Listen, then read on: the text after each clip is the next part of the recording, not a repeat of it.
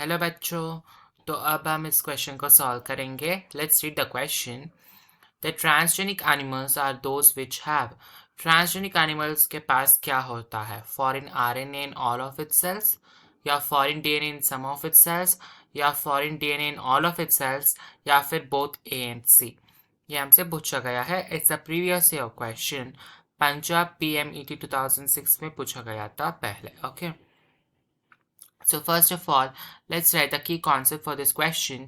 इस question का key concept है transgenic animals. Okay, this question is based on what? Transgenic animals. So now transgenic animals के बारे में पढ़ते हैं कि what are transgenic animals? What is the definition of transgenic animals? So consider a zygote. Okay, एक zygote को consider कीजिए. Okay, zygote. I will get an example. किसका जाइगोट? माउस का. ओके, कंसिडर माउस का जाइगोट है.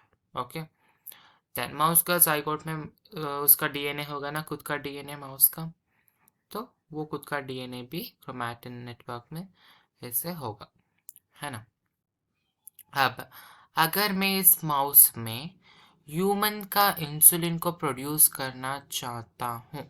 Okay, human, मुझे क्या चाहिए? मुझे ये माउस ह्यूमन इंसुलिन को प्रोड्यूस करना चाहिए. ओके, तो मैं क्या करता हूँ, उस जो जो फॉरेन डीएनए होता है ना, वो ये क्या डीएनए है? ये डीएनए है ह्यूमन इंसुलिन को प्रोड्यूस करने वाला जीन. ओके, सो इस जीन को, फॉरेन जीन को मैं कहाँ पर इंसर्ट कर लेता हूँ?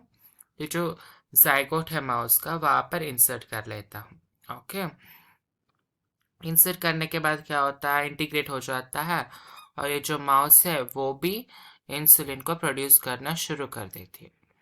So this is how it works. Transgenic animals मतलब जिनके पास फॉरेन डीएनए होता है, और वो फॉरेन डीएनए अपने आप को एक्सप्रेस भी करता है. ओके, यहाँ पर क्या था? Foreign DNA, insulin gene.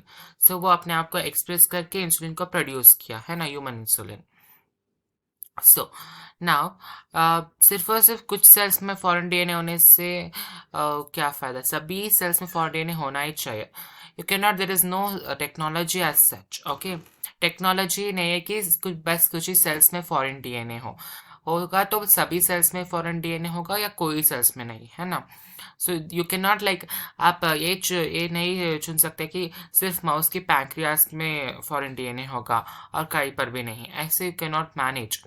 सभी सेल्स में होगा, अगर नहीं होगा तो कोई सेल्स में नहीं होगा. ओके, सो पूरा माउस में ये डीएनए होगा, मगर जो पैंक्रियास में होता है वहां से इंसुलिन प्रोड्यूस होगा. ओके, फॉरेन आरएनए तो जेनेटिक मटेरियल ही नहीं है, तो ये गलत हो गया.